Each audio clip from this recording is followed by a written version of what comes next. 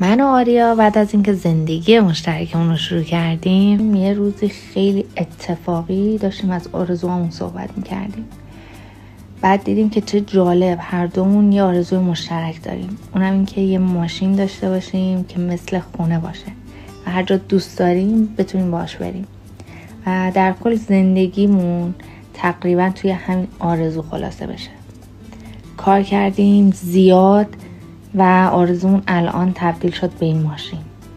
خیلی براش زحمت کشیدیم، هر آنچه انرژی خوب داشتیم براش گذاشتیم و الان وقتی واردش میشیم جز حال خوب هیچ چیزی نمیبینیم. نفنتی دقیقا برای ما همون زندگی رویاییمونه. کمپر بخرم یا نه؟ تقریبا 2 سال از خرید ماشین طول کشید تا اونو تبدیل کردیم به کمپر.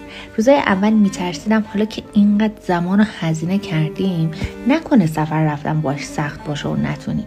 به خاطر همین تصمیم گرفتیم دقیقاً چیزی که توی ذهنمون هست و بهش نیاز داریم رو بسازیم.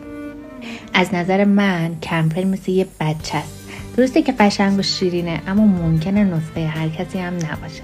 پس اگه یه روزی تصمیم گرفتی که کمپر داشته باشی، ببین اول نیازت از کمپر چی هست. کوچیک و بزرگش فرقی نداره. اینکه کامیونت باشه یا ون باشه یا حتی سواری هم باشه فرقی نداره. مهم اینه که اول عاشق سفر و جاده باشی، چون توی سفر با کمپر بیشتر توی مسیر هستی تا مقصد. پس اگه آدمی هستی که میتونی از مسیر هم لذت ببری، اون وقت برو دنبال کمپر. هزینه ساخت این اتاق و تجهیزات داخلش چقدر شده؟ تا آخر این پست رو حتما ببین، چون نکته اصلی رو آخر ویدیو بهت گفتم.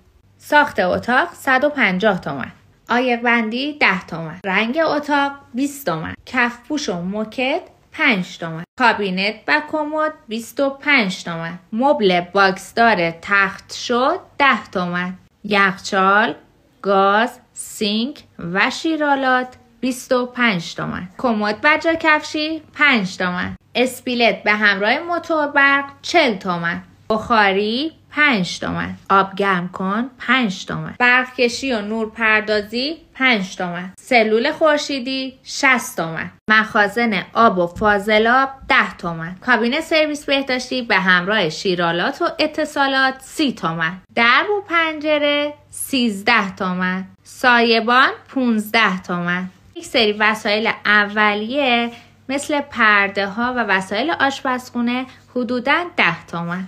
اینا هزینه هایی بود که ما برای ساخت و تجهیز این کمپر 2 سال پیش پرداخت کردیم. ولی نکته اصلی اینجاست که شما با هر بودجه‌ای بستگی به سلیقه و نیازتون میتونید یک اتاق رو تجهیز و تبدیل به کمپر کنید.